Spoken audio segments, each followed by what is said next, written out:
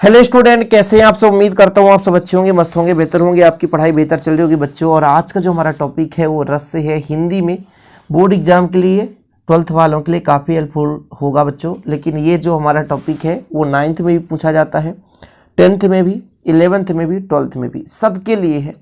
और आज के इस लेक्चर में आप हिंदी में जो रस पढ़ते हैं, संपूर्ण रस मतलब कितने अंग होते हैं, कितने प्रकार होते हैं, कितने भाग होते हैं, सब कुछ कंप्लीट हम समझेंगे। इसको डिटेल से भी समझेंगे और इसको शॉर्ट फॉर्म में भी समझेंगे बच्चों। ठीक है, तो चलिए शुरू करते हैं। सबसे पहले आप रस की परिभाषा लिखेंगे। रस की परिभाषा देखो, रस किसे कहते हैं। यदि हमारे पास कोई काव्य है, या तो इसे पढ़ेंगे, है ना, या तो इसे पढ़ेंगे बच्चों तो पढ़ते समय, या तो इसे देखेंगे तो देखते समय, या तो इसे हम सुनेंगे। ठीक है, थोड़ा समझने की कोशिश करेंगे। या तो हम इसे पढ़ेंगे, या तो देखेंगे, या तो सुनेंगे। तो पढ़ने वाले को बोला जाता है पाठक। क्या बोला जाता है? पाठक। ठीक, देखने वाले को दर्शक, और सुनने वाले को श्रोता बोला जाता है। क्या बोला जाता है बच्चों? श्रोता। थोड़ा समझने की कोशिश करें, परिभाषा यूं चुटकी में याद हो जाएगा। किसी काव्य को पढ़ते, सुनते या देखते समय पाठक, दर्शक या श्रोतागण को जिस आनंद की अनुभूति होती है उसे हम रस कहते हैं। देखो जरा, किसी काव्य को, यह हमारा काव्य था, इसको पढ़ेंगे या सुनेंगे या देखेंगे तो काव्य को पढ़ते, देखते या सुनते समय पाठक, दर्शक या श्रोतागण को जिस आनंद की अनुभूति होगी, क्या होगी बच्चों? आनंद की अनुभूति होगी, ये आनंद मिलेगा, उसे हम बोलते हैं रस। बहुत ही सिंपल है ना कि भाई साहब, काव्य को पढ़ते, सुनते या देखते समय, काव्य को पढ़ते, सुनते या देखते समय पाठक, दर्शक या श्रोतागण को जिस आनंद की अनुभूति होती है उसे रस कहते हैं बच्चों। ठीक है, ये तो श्रृंगार रस यहाँ से स्टार्ट होता है, लेकिन रस की परिभाषा हम अपने भाषा में आपको लिखा रहे हैं। काव्य को पढ़ते, सुनते या देखते समय पाठक, श्रोता या दर्शक को जिस आनंद की अनुभूति होती है उससे रस कहते हैं। ठीक, परिभाषा आप लोग लिख लेंगे। रस के अंग की बात करते हैं बच्चों। रस के अंग, क्या? रस के अंग बताओ जरा, रस के कितने अंग हैं? तो भाई साहब, स्थायी भाव कौन कौन से हैं? स्थायी भाव यानी जिस घटना को देखकर हमारे मन में वो स्थायी रूप से बना रहे, स्थायी भाव। दूसरा बच्चों विभाव, ठीक है, स्थायी भाव, विभाव। तीसरा आपका अनुभव, यानी अनुभव कर लें। और चौथा आपका संचारी भाव। तो यदि ऑब्जेक्टिव क्वेश्चन पूछा जाए रस के कितने अंग हैं, तो आप लिखोगे 4 अंग हैं, स्थायी भाव, विभाव, अनुभव और संचारी भाव। इसका डीप में देखेंगे बच्चों रस के अंगों के बारे में, तो स्थायी भाव, विभाव, अनुभव, संचारी भाव। स्थायी भाव किसे कहेंगे? जो सहृदय के हृदय में जो भाव स्थायी रूप से निवास करते हैं, स्थायी भाव कहलाते हैं। कहने का मतलब ये हुआ कि जैसे किसी घटना को हम देख रहे हैं, सुन रहे हैं या पढ़ रहे हैं, तो उसमें से जो भाव हमारे अंदर स्थायी रूप से विद्यमान हो जाए वो स्थायी भाव कहलाएगा। जैसे श्रृंगार रस का आपका रति हो जाता है। कोई हास्य कविता सुन रहे हो आप, तो फिर आपके अंदर हंसी नामक भावना हमेशा के लिए बना रहेगा, कुछ देर तक। ऐसा नहीं कि पूरी जिंदगी के लिए बनी रहेगी, लेकिन जब जब वो कहानी आपको याद आएगा, वो हंसी नामक स्थायी भाव निश्चित रूप से आपके मन में, हृदय में बसा रहेगा। तो स्थायी भाव का मतलब समझ गए होंगे कि कोई भी कविता या काव्य, कुछ कहानी पढ़ रहे हैं, सुन रहे हैं, देख रहे हैं, नाटक देख रहे हैं, उस समय पर आप प्यारे बच्चों देखते समय, जैसे नाटक देख रहे हैं, उस नाटक को देखते समय आपको हास्य रस का अनुभव हो रहा है और आपके अंदर हंसी आ गया, हंसी नामक भावना स्थायी रूप से विद्यमान हो गया, वो स्थायी भाव कहलाता है। संचारी भाव की परिभाषा देखो जरा। स्थायी भाव को पुष्ट करने के लिए जो भाव उत्पन्न होकर पुनः लुप्त हो जाते हैं। देखो, संचारी से मतलब हो गया संचरित होकर के तुरंत लुप्त हो जाए। अब यहाँ पे एक ऑब्जेक्टिव बनता है कि संचारी भाव की संख्या कितनी होती है, तो 33। संचारी भाव की संख्या कितनी बच्चों? 33 मानी गई है। निवेद, संख्या, ग्लानि, हर्ष, आवेग आदि प्रमुख संचारी भाव है। विभाव का मतलब क्या होता है बच्चों? विभाव 2 प्रकार से होता है, एक आलंबन, उद्दीपन। स्थायी भाव को जागृत करने वाले कारक विभाव कहलाते हैं। स्थायी भाव, जैसे हमने कहा कविता पढ़ा हमने, हमारे अंदर हंसी की भावना आ गई, तो भाई साहब हास्य रस का एक उदाहरण था और हंसी नामक स्थायी भाव हो गया। अब इस हंसी को जागृत करने वाले जो भी कारक होंगे वो विभाव कहलाते हैं। विभाव दो प्रकार के होते हैं बच्चों, एक होता है आलंबन, दूसरा होता है उद्दीपन। आलंबन की यदि परिभाषा लिखना है तो लिख सकते हैं, जिसके प्रति स्थायी भाव उत्पन्न हो वह आलंबन कहलाता है। जैसे एक बंदर नाच रहा है तो बंदर के प्रति हमने थोड़ा सा स्थायी भाव, हमारे अंदर हंसी नामक चीजें उत्पन्न हो गई तो बंदर क्या हो गया, आलंबन हो गया। उद्दीपन, स्थायी भावों को बढ़ाने या उद्दीप्त करने वाले भाव उद्दीपन कहलाते हैं। अब भाव का मतलब वो अपनी एक्टिविटी किस प्रकार से प्रदर्शित करता है। पहली बात तो मान लो स्थायी भाव हमारे अंदर हंसी नामक स्थायी भाव आ गया। इस हंसी नामक स्थायी भाव किसके कारण आया, तो बंदर की कहानी हम सुन रहे थे तो बंदर के कारण आया। बंदर की क्या चाल स्वभाव थी, वो उद्दीपन कहलाएंगे, जो कि भाई साहब हमें क्या करते हैं, एक प्रकार से स्थायी भाव को बढ़ाने या उद्दीप्त करने में मदद करते हैं। ठीक है, चीजें क्लियर हो गया। आलंबन भी दो प्रकार का होता है, एक आश्रय, जिस व्यक्ति के मन में भाव जागृत होता है। जैसे हमने कविता पढ़ा तो हमारे मन में भाव जागृत हुआ तो हम आश्रय हो गए। विषय, जिस वस्तु या व्यक्ति के प्रति भाव उत्पन्न हो गया, मतलब जैसे बंदर के प्रति हमारा भाव उत्पन्न हुआ है तो वो विषय कहलाता है। तो ये चीज आपको पता होना चाहिए। चीजें क्लियर है भाई। स्थायी भाव, हंसी नामक स्थायी भाव हमारे अंदर आ गया। आलंबन क्या कहलाया, जिसके प्रति हम कर रहे हैं। आलंबन भी दो प्रकार, जैसे हमारे अंदर भाव उत्पन्न हो रहा तो हम आश्रय कहला गए, बंदर के कारण उत्पन्न हो तो बंदर क्या हो गया, विषय कहला गया। इस प्रकार से बच्चों अनुभव क्या होता है, अनुभव होता है बच्चों कि आश्रय की बाह्य शारीरिक चेष्टाएं अनुभव कहलाती हैं। आश्रय की बाह्य शारीरिक चेष्टाएं अनुभव कहलाती हैं। एग्जाम्पल के तौर पर आप इसको यदि देख लो तो सब कुछ समझ में आ जाएगा। राम को रूप निहारत जानकी कंगन के नंग की परिछाही, यात सबे सुध भूल गई कर टेक नहीं पल टारत रही। ठीक है, थोड़ा देखो। राम को रूप निहारत जानकी कंगन के नंग की परछाही, यात सबे सुध भूल गई कर टेक नहीं पल टारत नहीं। ठीक है, अब यहां पर आप देखो स्थायी भाव जो है श्रृंगार रस है तो स्थायी भाव आपका रति हो जाएगा। तो स्थायी भाव श्रृंगार रस का रति उत्पन्न हो रहा है। विभाव में बच्चों आलंबन उद्दीपन होता है। तो आलंबन दो भाग, जानकी आश्रय हो गया। राम के रूप निहारत जानकी मतलब राम को देख रही है जानकी, तो जानकी आश्रय, उसके मन में भाव उत्पन्न होगा। किसके कारण, राम के कारण होगा। उद्दीपन करने वाला भैया कंगन की नंग की परछाई, कंगन के नंग के प्रतिबिंब को देख करके, तो ये उद्दीपन हो गया। अनुभव कर टेकना, पलक ना गिरना, मतलब भाई एक मतलब जिसको देख रही है, जैसे मान लीजिए जानकी देख रही है राम को तो देखती ही रह गई, तो पलक नहीं गिर रहा है। संचारी भाव हर्ष, जड़ता, उन्माद, ये इसके संचारी भाव है। तो कुछ इतना डीप में नहीं पूछा जाता है। मुख्य रूप से बच्चों यदि पूछा जाए कि रस के अंग कितने हैं तो आप लोग बता सकते हो कि रस के 4 अंग हैं। यदि अंगों की परिभाषाएं पूछ दे तो आप लोग लिख सकते हैं। मुख्य रूप से बच्चों रस में प्रकार पूछ देता कि इस रस का उदाहरण दो, तो आप लोगों को देना होगा। तो अब हम बात करते हैं बच्चों श्रृंगार रस की। श्रृंगार रस को आप लोग उदाहरण याद करोगे, बाकी देखो यहां पर उदाहरण वही है, राम को रूप निहारत जानकी कंकन के नंग की परछाई, यात सबे सुध भूल गई कर टेक रही पल टारत नहीं। ये वही उदाहरण है श्रृंगार रस का ही। श्रृंगार रस में यदि हम प्रकार की बात करें तो श्रृंगार रस के 2 प्रकार होते हैं, एक संयोग श्रृंगार और एक वियोग श्रृंगार। संयोग श्रृंगार में क्या होता है, जहां नायक नायिका के मिलन का बोध होता है वहां संयोग श्रृंगार होता है। लेकिन एक डीप ऐसा परिभाषा जो सभी रसों में काम आ जाए, तो बच्चों ये परिभाषा बहुत ही यूनिक है और हम लोग भी जब पढ़ते थे तब भी यही परिभाषा याद करते थे। आज भी हम बोल रहे हैं आप यही परिभाषा याद करो। जैसे आप एक परिभाषा याद कर लो तो आपको सारे परिभाषाएं याद करने की जरूरत नहीं पड़ेगी। तो वो कौन सी परिभाषा है, तो यहां पर आप देखेंगे कि सार हृदय के हृदय में जब रति नामक स्थायी भाव का विभाव अनुभव संचारी भाव से संयोग होता है उसे श्रृंगार रस कहते हैं।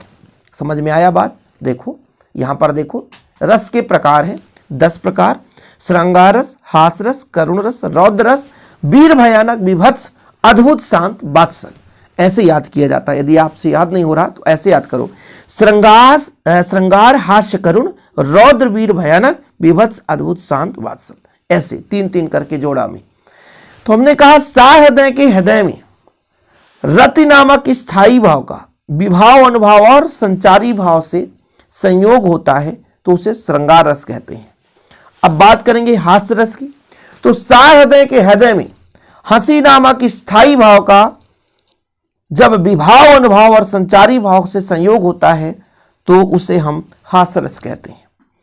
फिर अगला देखेंगे करुण रस, कि सहृदय के हृदय में शोक नामक स्थायी भाव का विभाव अनुभाव और संचारी भाव से संयोग होता है बच्चों, तो वहां पर आपका होता है कौन सा रस?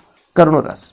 फिर बात करेंगे रौद्र रस की, तो सहृदय के हृदय में जब क्रोध नामक स्थायी भाव का विभाव अनुभाव और संचारी भाव से संयोग होता है उसे हम कहते हैं रौद्र रस। अब बात कर लेते हैं वीर रस, तो भैया सहृदय के हृदय में जब उत्साह नामक स्थायी भाव का विभाव अनुभाव और संचारी भाव से संयोग होता है उसे हम वीर रस कहते हैं। अब देर किस बात की, फिर सहृदय के हृदय में जब भय नामक स्थायी भाव का विभाव अनुभाव और संचारी भाव से संयोग होता है उसे भयानक रस कहते हैं। जुगुप्सा, सहृदय के हृदय में जब जुगुप्सा नामक स्थायी भाव का विभाव अनुभाव संचारी भाव से संयोग होता है तो उसे विभत्स रस कहते हैं। और ऐसे बच्चों अद्भुत रस की परिभाषा, शांत रस की परिभाषा, वत्सल रस की परिभाषा आप देख सकते हो। कोई दिक्कत तो नहीं है, रटना तो नहीं पड़ेगा? हाँ भाई, रटना नहीं है, समझ रहे हो ना? तो अब देखो थोड़ा सा डिटेल्स में देखो, काव्य में जहां नायक नायिका के प्रेम का वर्णन होता है वहां श्रृंगार रस होती है, अर्थात हृदय में स्थित रति नामक स्थायी भाव। यदि यहां पर हम सहृदय देखो वही परिभाषा लिखा है, सहृदय के हृदय में रति नामक स्थायी भाव का विभाव अनुभाव तथा संचारी भाव से संयोग होता है, संचारी भाव से संयोग होता है या हो जाता है या होता है, वहां श्रृंगार रस होता है। ठीक है, वहां क्या हो जाता है बच्चों? श्रृंगार रस। जैसे राम को रूप निहारत जानकी कंकन के नग की परछाई, याते समय सुधि भूल गई करटे करहीं पल टारत नहीं। ठीक है,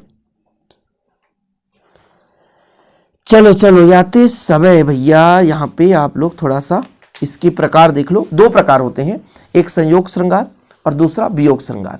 संयोग में क्या होगा? नायक नायिका के मिलन का बोध होगा, वियोग वहीं पे नायक नायिका के बिछुड़न का होगा। देखो वियोग में देखो, आंखों में प्रिय मूर्ति थी, भूले थे सब भोग, हुआ योग से भी अधिक उसका विषम वियोग। ये वियोग श्रृंगार का उदाहरण है।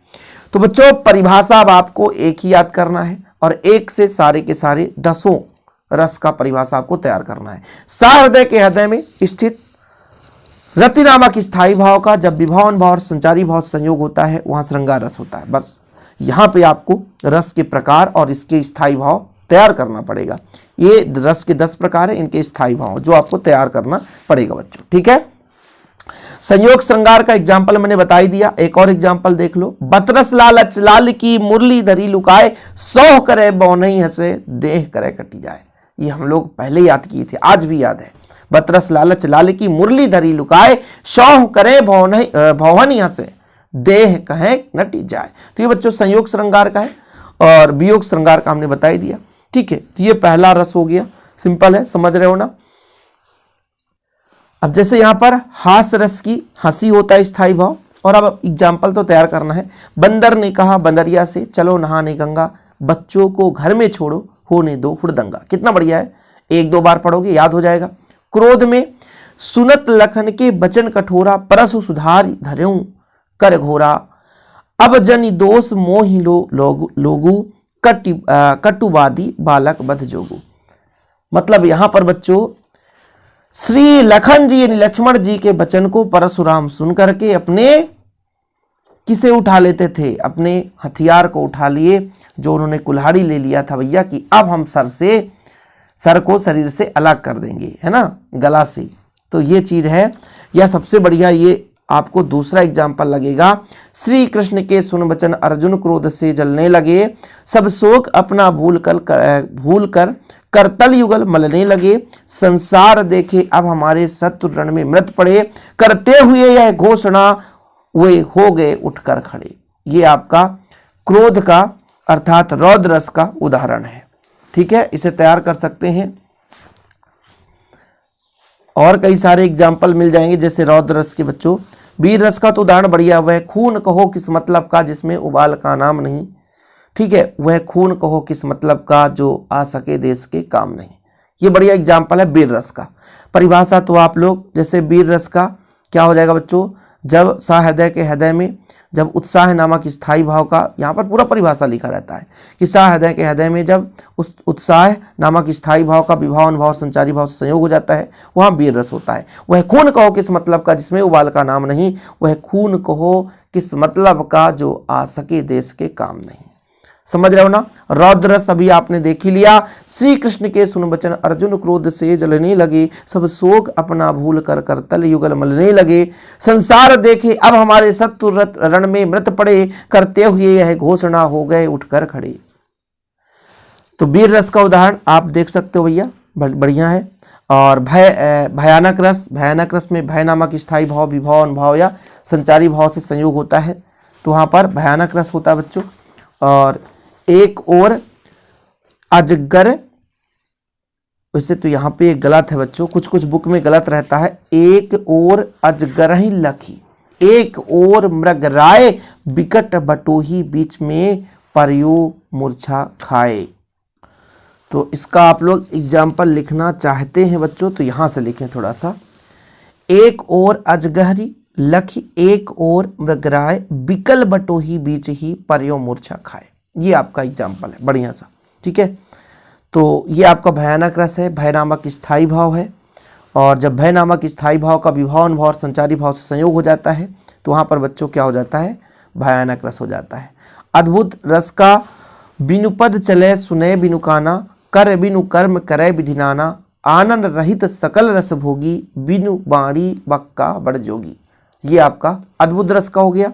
शांत रस का चलती चाकी देखकर दिया कबीरा रोए, दुई पाटन के बीच में साबुत बचा न कोई।